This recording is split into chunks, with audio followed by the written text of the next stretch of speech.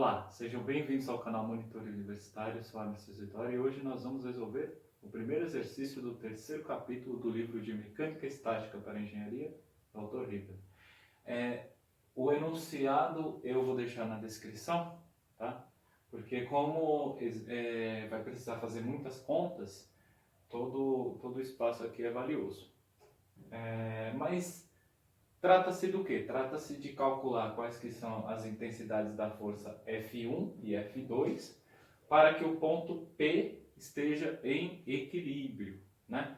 Então, o que seria esse equilíbrio? Seria o seguinte, para que ele esteja em equilíbrio, a somatória das forças no eixo X tem que ser igual a zero, né?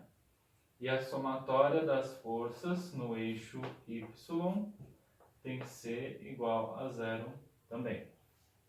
Ok? Então, qual que é a primeira coisa que nós temos que fazer aqui? Nós temos que fazer a decomposição desses vetores, né? Porque como esses vetores aqui, todos eles têm uma certa inclinação, né? Ou uma direção, como fala. E parte da intensidade desse vetor vai agir no eixo Y e parte da intensidade desse vetor vai agir no eixo X. Então nós temos que verificar isso, nós temos que fazer a decomposição para saber quanto que está agindo no eixo X e quanto que está agindo no eixo Y, tá? Então, na hora que nós fazemos a decomposição, nós vamos ter o quê? Nós vamos ter isso aqui, ó. Nós vamos ter uma componente aqui, ó, dessa força de 400 no eixo X, e nós vamos ter uma componente dessa força de 400 no eixo Y. Quanto que vale aqui essa força de 400 em X? Essa força de 400 em X, tudo vai depender do ângulo, né? Qual que é o ângulo que nós temos aqui? Nós temos esse ângulo de 30, tá bom? Então, eu tenho aqui a componente da força 400 no eixo X e eu tenho aqui a componente da força 400, perdão, então aqui no caso, aqui é 400 no eixo Y, né? Perdão, porque aqui é vertical, e aqui eu tenho a força 400 no eixo X. Aqui é eixo X, aqui é eixo Y, vertical Y, horizontal X. Perdão por ficar insistindo tanto no erro. Então vamos lá? O que eu preciso entender? Eu preciso entender que eu tenho... É como se eu fosse somar essas duas componentes e fosse dar essa. Tá? Então eu faço isso aqui, ó. Eu tenho a componente X de 400.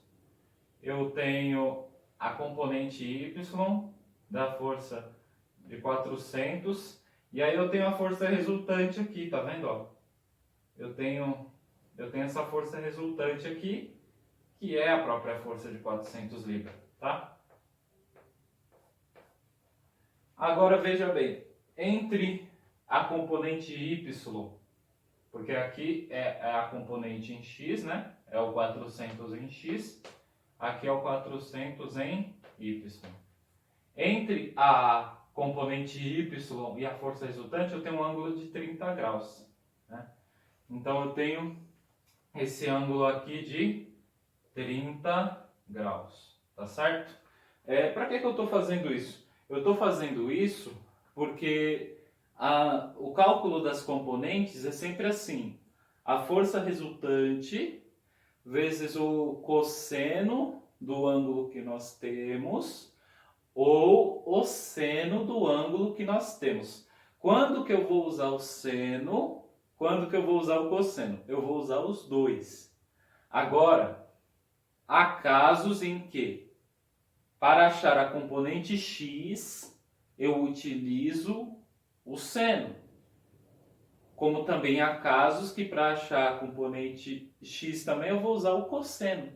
Da mesma maneira. Eu posso usar tanto o seno como o cosseno para a componente y.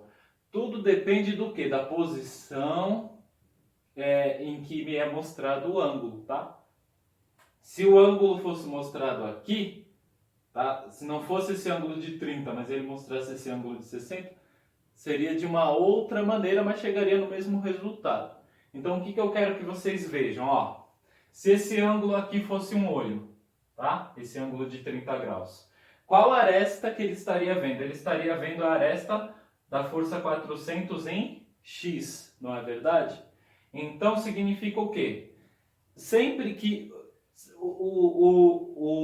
a aresta que é enxergada pelos ângulos é sempre o cateto oposto, não é verdade? É sempre assim. O ângulo, ele enxerga o cateto oposto. Então, se ele está enxergando aqui o 400 em x, então eu vou dizer o quê? Eu vou dizer que essa componente 400 em x, ela vai ser 400 vezes o seno de 30, tá? Por que o seno de 30?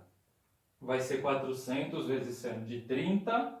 Por quê? Porque a aresta 400 em x é o cateto oposto do ângulo de 30 graus que eu tenho aqui, tá? Logo, se para x eu estou usando o seno, para y eu vou usar o cosseno, né, gente? Então vai ficar 400 vezes cosseno de 30 graus, tá?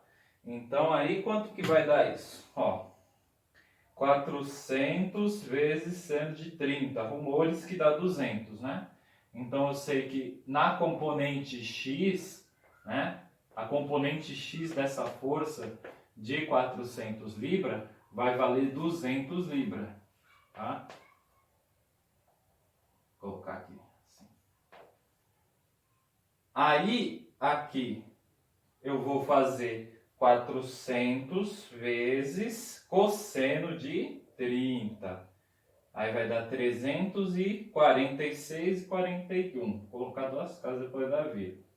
No final a gente arredonda tudo. 346,41 libra, tá? Isso aqui é a componente em Y, tá? Então, eu tenho essas duas forças aqui, tá? Já fiz a decomposição das forças do vetor de 400 libras. Agora, nós vamos fazer a decomposição da força F2. Aqui, eu vou pegar uma outra cor, eu vou ter aqui a componente F2 em X, tá? Que eu tenho F2 em X. E aqui eu vou ter a componente F2 em Y. Tá certo? Então, para a força F2, o que eu tenho aqui? Eu tenho, por exemplo, ó, eu tenho este vetor aqui, F2 em X. Aí eu desço aqui, eu tenho este vetor, F2 em Y, tá? E eu tenho esta força resultante aqui, tá? Que é a força F2. Ok? Entre o vetor F2 e a sua componente em Y, eu tenho esse ângulo de 60 graus. Então aqui eu vou botar o ângulo de 60 graus. Para que eu vejo isso, turma? Eu vejo isso para saber como que eu vou escrever, né, a equação das componentes. Se o meu ângulo está aqui, ó, o ângulo de 60 graus, logo a componente em x, ela é o cateto oposto desse ângulo, né? Se esse ângulo aqui fosse um olho, ele estaria vendo esta aresta, né? Então eu posso dizer assim que F2 em x, ele é igual a F2, né? Vezes o quê? Vezes o seno de 60 graus, ok? Tudo certo? Ah, mas não dá para resolver agora. Calma, nós vamos chegar lá. Quanto que vale o seno de 60 graus? Vamos pegar aqui, ó, seno de 60 graus. Então, é 0,866. Então, F2 em x, ele vale 0,866, o valor da força F2, que ainda é desconhecido, tá? Aí, eu vou ver agora a componente F2 em y, tá certo? Componente F2 em y, ela é... Se essa aqui, se em x foi seno, em y vai ser o cosseno, tá? Então vai ficar F2 cosseno de 60 graus. Quanto que é o cosseno de 60 graus, minha gentezinha? É igual a 1 sobre 2, né? 0,5. Então, F2 em y é igual a 0,5 F2, tá? Por enquanto é só isso. Não temos como resolver ainda, tá? Vamos continuar fazendo as nossas equações. Agora nós temos aqui o F1, né? O F1, ele não nos deu um ângulo diretamente, mas ele nos deu todas as ferramentas para descobrir qual que é o ângulo, tá? O importante aqui é que você entenda, ó. Eu vou até redesenhar o F1 aqui. Ó, o F1 ele tá assim. Ele tá assim, F1. E aí esse triângulo a gente pode até imaginar ele grandão aqui assim, tá? Para ficar bem claro o ângulo que nós temos. Então nós temos este ângulo aqui, tá? Só que não nos foi dado ele um valor em graus, né? Foi dado aqui um triângulo pelo qual você encontra esse ângulo. Como que eu vou encontrar esse ângulo? Eu posso encontrar ele de 3 maneiras diferentes que vai dar a mesma coisa, tá bom? Como que eu vou fazer isso? Primeira coisa é dar nome aos bois.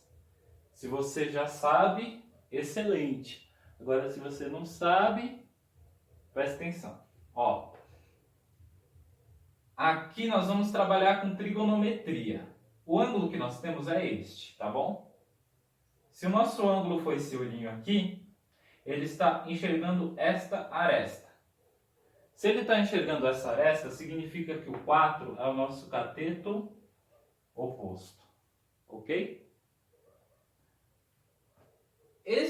Esta aresta aqui, que acompanha o nosso ângulo, logo vai ser o cateto adjacente. E esta diagonal aqui é chamada de hipotenusa, ok? Lembra?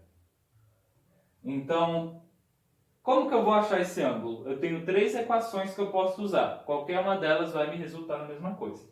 Eu posso fazer cosseno elevado a menos 1. E aí, o que é o cosseno? O cosseno é cateto adjacente sobre hipotenusa, né? De KI. Eu posso fazer também seno a menos 1. Seno a menos 1 do cateto. Porque o que é o seno? É o cateto oposto sobre a hipotenusa, tá? Ou eu posso fazer tangente a menos 1. Vou colocar aqui. Ou eu posso fazer Tangente é menos 1. E o que é tangente? Tangente é cateto oposto sobre cateto adjacente, né? Aí, cateto adjacente é 3, hipotenusa é 5. Cateto oposto, 4, hipotenusa 5. Tangente, né? Cateto oposto, 4. Cateto adjacente, 3. Tá? Qualquer um que você fizer aqui vai dar na mesma coisa. Ó. Shift seno menos 1 de 4 sobre 5. Fecha. Vai dar 53,13, tá bom? Então, este ângulo aqui, gente, este ângulo aqui, ó, ele é 53,13. Qualquer uma dessas equações que você fizer, tanto cosseno menos 1, seno menos 1, tangente menos 1, todos eles vão dar 53,13, tá certo?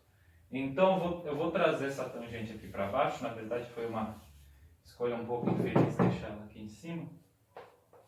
Vou deixar ela aqui embaixo. Tangente é menos 1, cateto oposto sobre cateto adjacente. Agora, vamos ver quais que são as componentes do vetor F1.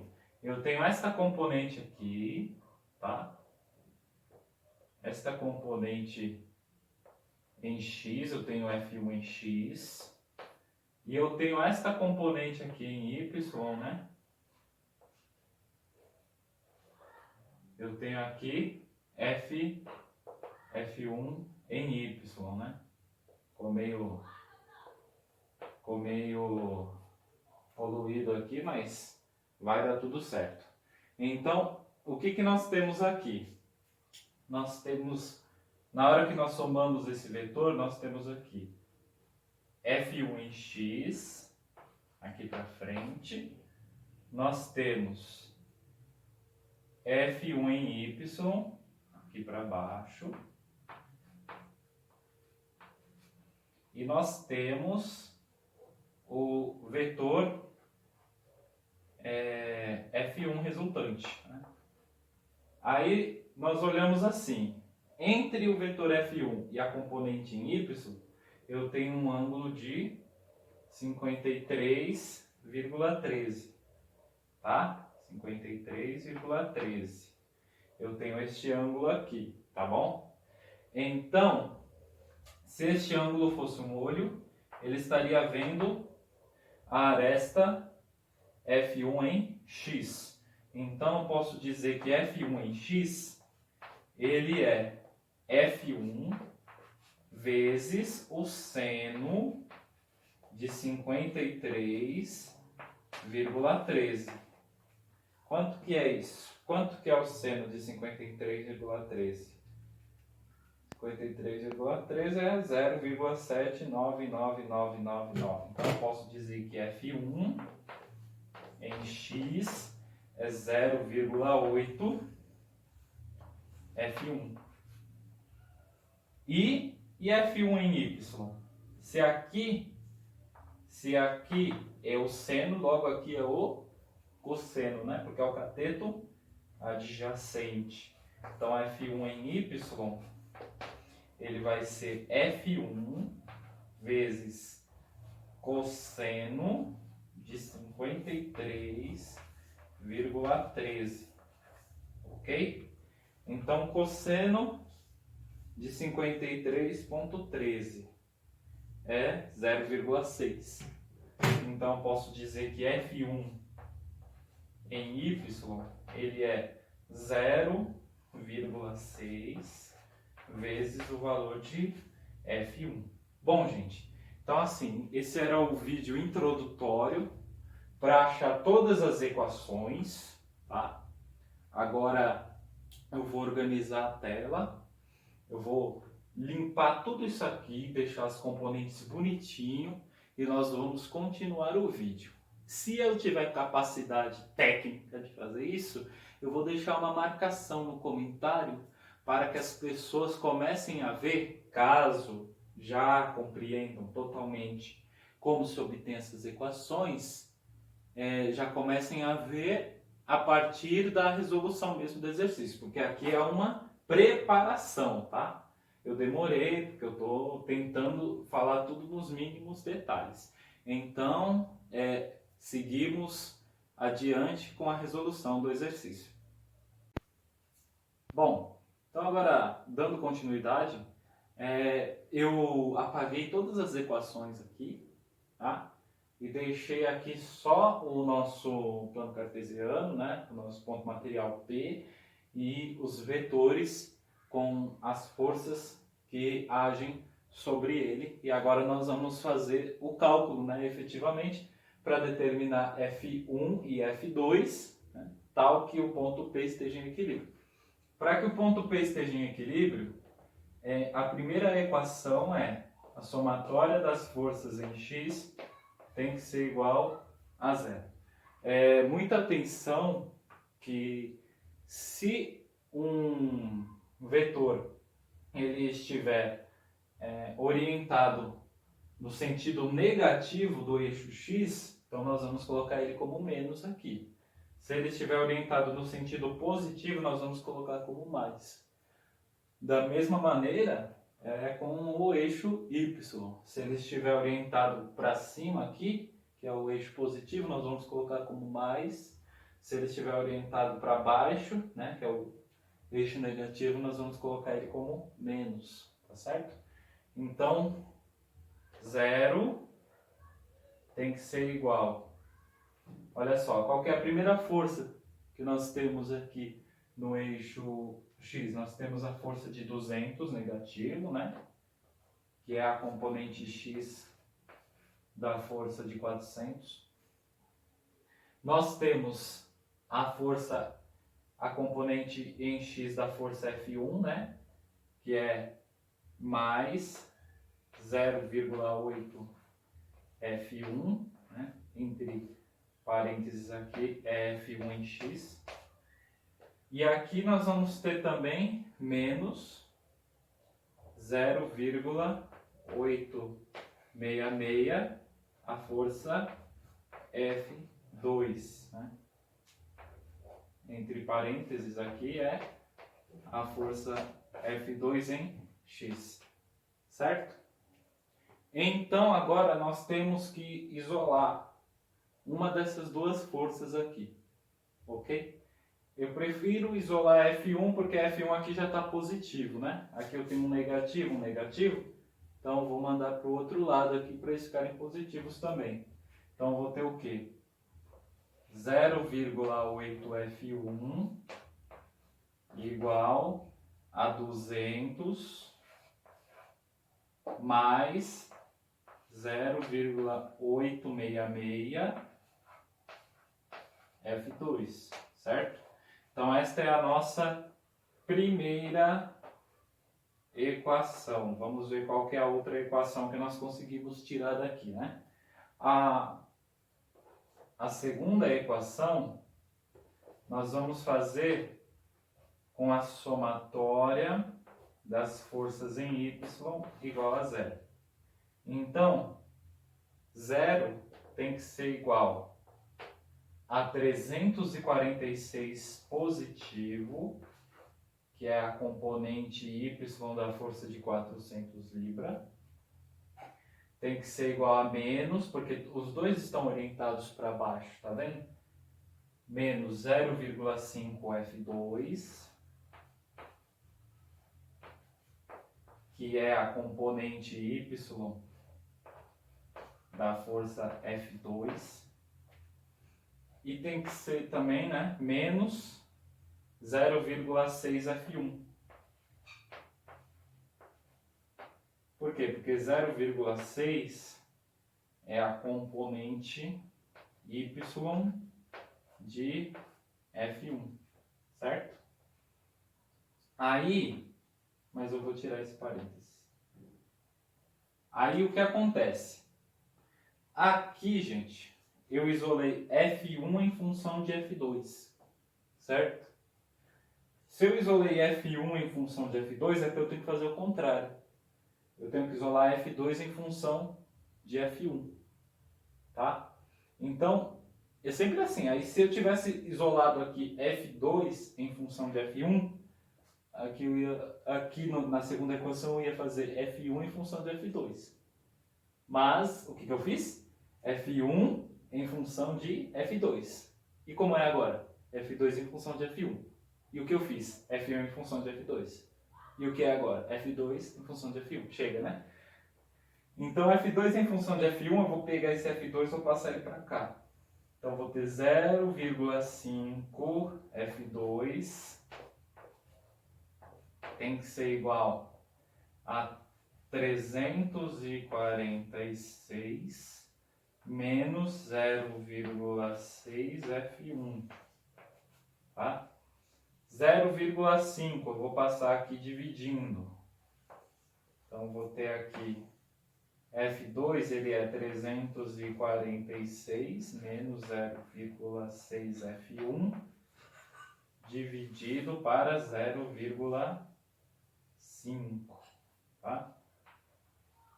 Se eu dividir aqui, para já ficar mais fácil depois, vocês vão ver por quê, eu vou ter que F2 é 346 dividido para 0,5, 692. 0,6 dividido para 0,5, 1,2. Tá? Então, essa aqui é a minha equação 2. Certo? Agora, o que eu vou fazer? Agora, eu vou encontrar o terceiro passo. Eu vou fazer o valor de F1. Como? Substituindo a equação 2 na equação 1. Certo? Então, o que eu tenho aqui? Eu tenho 0,8 F1 é igual a 200 mais 0,866 F2. Aonde tem F2, eu vou substituir por 692 menos 1,2 F1. Aí eu fico com uma incógnita apenas. Tá certo? Então, eu vou ter aqui 0,8 F1 é igual a 200 mais, né, 0,866. Aí aqui, no lugar de F2, eu boto 692 menos 1,2 F1. Ok? Porque tudo isso aqui é F2. Aí eu vou fazer a distributives. E aí eu vou ter 0,8 F1 igual aos 200. Aí eu vou pegar 692. Vou fazer vezes 0,866. Isso vai dar 599,27, tá? Então, mais 599. Vou colocar até o 0,27, depois a gente arredonda. Menos